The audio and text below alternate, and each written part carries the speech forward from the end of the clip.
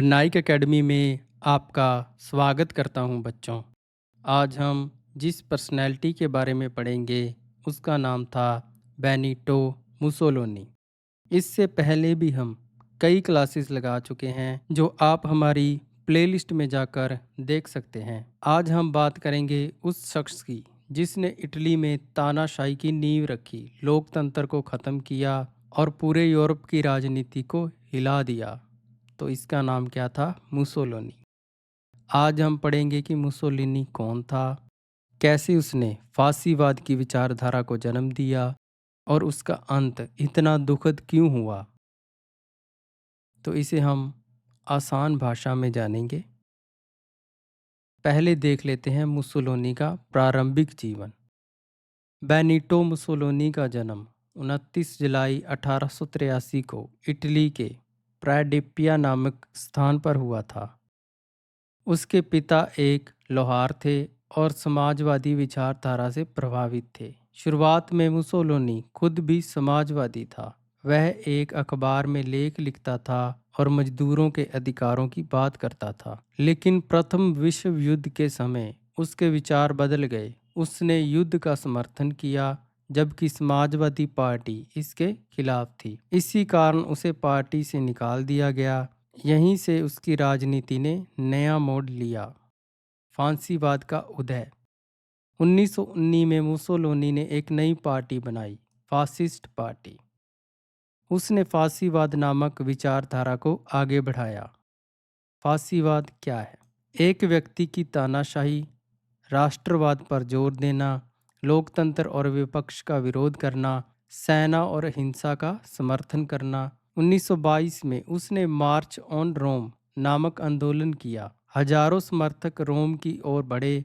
Italy के राजा ने डर कर मुसोलिनी को प्रधानमंत्री बना दिया। धीरे धीरे उसने संविधान कमजोर किया, विपक्षी नेताओं को जेल में डाला, प्रेस की स्वतंत्रता खत्म कर दी और 1925 तक वह पूर्ण तानाशाह बन गया। हिटलर से गठबंधन। 1930 के दशक में मुसोलिनी की मुलाकात जर्मनी के तानाशाह एडोल्फ हिटलर से हुई। दोनों की विचारधारा मिलती जुलती थी। दोनों राष्ट्रवाद, सैन्यवाद और तानाशाही में विश्वास रखते थे। 1939 में इटली और जर्मनी ने पैक्ट ऑफ स्टील समझौता किया और फिर 1940 में मुसोलिनी ने इटली को वर्ल्ड वार सेकंड में शामिल कर दिया। लेकिन इटली की सेना कमजोर थी। युद्ध में उसे बार बार हार मिली। पतन की शुरुआत।